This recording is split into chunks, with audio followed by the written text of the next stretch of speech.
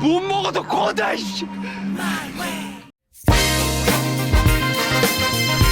안녕하십니까 여러분. 언어는 문화를 대변한다고도 하죠. 그 중에서도 서민들은 도박에서 나오는 표현들을 가지고 인생의 희노애락을 표현해 온 것 같습니다. 이 도박에서 나오는 표현들이 때로는 좀 저속한 것들도 있고 노골적인 것도 있지만 어쩜 그렇게 우리의 인생 만사를 해학적으로 또는 자조적으로 잘 묘사해 주는지 모르겠습니다.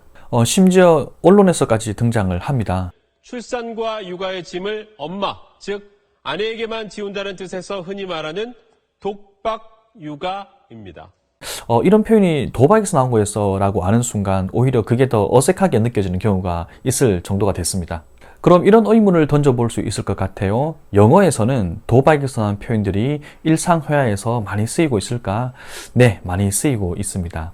우리말에서는 고스톱에서 나온 표현들이 이렇게 많이 쓰인다면 영어에서는 포커 그리고 특히 경마에서 나온 표현들이 많이 있습니다. 또 경마에서 나온 표현들은요 주로 영국식 영어가 많아요. 그건 경마라는 이 종목 자체가 영국이 종주국이기 때문입니다. 먼저 간단하게 도박에서 나온 일상생활의 표현 조금 알아보고요. 그 다음 경마에서 나온 표현들을 알아볼 겁니다. 오늘 공부하게 될 표현들은 흥미 위주의 표현들이 아니라 실제 일상회화 그리고 심지어는 고급 영어에서도 많이 쓰이는 표현들로 구성해 봤습니다. Everyone's very poker faced, I have to say. 블랙잭에서 나온 표현이라고 해요. 패를 받았는데 너무 좋은 게 들어온 거죠. 그 순간 흥분한 나의 심리가 상대에게 읽히면 안 되겠죠. 타짜들은 상대방의 미묘한 표정의 변화까지도 알아낼 수 있는 것 같습니다. With the minor reshuffle that took place this month, I'm going up into cabinet. So 리셔플, 카드패를 다시 섞는 겁니다. 여기서 의미가 확장해서 조직을 개편하다, 정부를 개각하다라는 의미까지 갖게 됩니다. The intruder is heading in. There's going to be a showdown. 올바른 발음은 쇼다운이죠. 쇼당이라고 많이들 발음을 하시는데 얼핏 보면 꼭 일본어가 변한 것이 아닌가라는 느낌을 주기도 합니다만 내가 가지고 있는 패를 보여준다. 여기서 의미가 확장해서 최후의 결전, 마지막 승부라는 의미를 갖게 됩니다. And double down on my strengths. And then find the best team in the world to fill all those. 이 표현도 블랙잭에서 나온 표현이라고 해요. 상대방의 첫 번째 카드를 보고 판돈을 2배로 올린다라는 뜻이랍니다. 이게 일상생활에서 쓰이면 굳은 의지를 가지고 일을 추진한다, 자신감 있게 일을 진행시킨다라는 의미랍니다. 최근 강제 소환된 영화 타짜에서 이런 대사가 나오죠. 제가 사고 파토인데 이거 돈 다시 빼시겠어요? 아니면 묻고 더블로 가시겠어요? 묻고 더블로 가. 바로 여기에 해당하는 표현이라고 보시면 되겠습니다. 이제부터 본격적으로 경마에서 나온 표현들을 알아보겠습니다. 가장 먼저 다크호스, 여러분 잘 아시죠?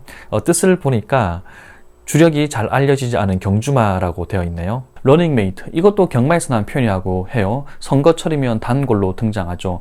주로 미 대선에서 자신이 지명하는 부통령 후보를 러닝메이트라고 많이 표현을 합니다. 일례로 오바마는 당시 대선 후보 시절에 자신이 좀 나이가 비교적 어렸으니까 경험이 부족하지 않느냐라는 이미지를 불식하기 위해서 당시만 해도 자신의 민주당 경선 라이벌이었던 조 바이든, 지금은 대통령이 됐지만 조 바이든을 자신의 부통령 후보, 즉 러닝메이트로 지목을 했었습니다. 그런가 하면 지금 조 바이든은 카멜라 해리스, 여성 부통령을 후보로 지명을 했었죠. 의미를 보면 a horse that is used to set the pace in a race for another horse. 경주마가 달릴 때 옆에서 같이 달리면서 그 말의 속도를 정해주는 동료말, 친구말이라고 한답니다. 프론트러너, 이것도 가장 앞서 달리는 말이 되죠. 일상생활에서는 선두주자 정도로 번역을 할 수 있을 것 같아요. 넌스타터, 이 표현은 아예 애시당초 성공의 가능성이 없거나 없는 상황을 말한다고 합니다. 경마에서 경주가 시작하면 문이 탁 열리면서 말들이 치고 나가잖아요. 그때 전혀 미동도 하지 않고 움직이지 않는 말이 있다고 합니다. 그런 말을 원래는 가리키는 표현이었습니다. 이 표현은 아까 non-start하고 비슷한 것 같아요. 승산이 없는 시도, 실패가 뻔한 노력을 말합니다. 멀리서 관역을 맞추려면 그만큼 그 적중할 가능성이 떨어지겠죠. 최근에 샤를리즈 테론이 주연했었던 롱샷이라는 영화도 있었습니다. Favorite, 경마에서 베팅을 할 때 가장 많은 사람들이 우승할 거라고 예상하는 말이라고 합니다.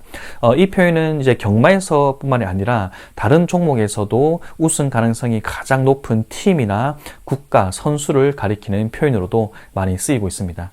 Across the board, 전체적으로, 전반적으로라는 의미죠. 이건 복합 막권이라는 경마의 베팅 방식에서 나온 표현이라고 한답니다. 베팅을 할 때 막권에 말 이름이 나와 있잖아요. 여기에 한 마리에만 걸 수 있는 것이 아니라 여러 마리의 복식으로 걸 수 있는 방식이 있다고 한답니다. 저도 경마를 잘 몰라서 정확하게 어떤 방식인지는 잘 모르겠습니다만은요. 이제부터 오늘 배운 표현들을 응용해보는 레벨별 영작 연습 시간입니다.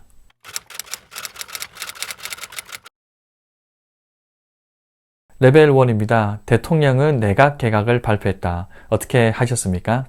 The president announced a cabinet reshuffle.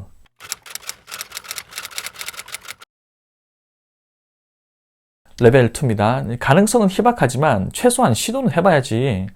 It's a long shot, but you should at least try.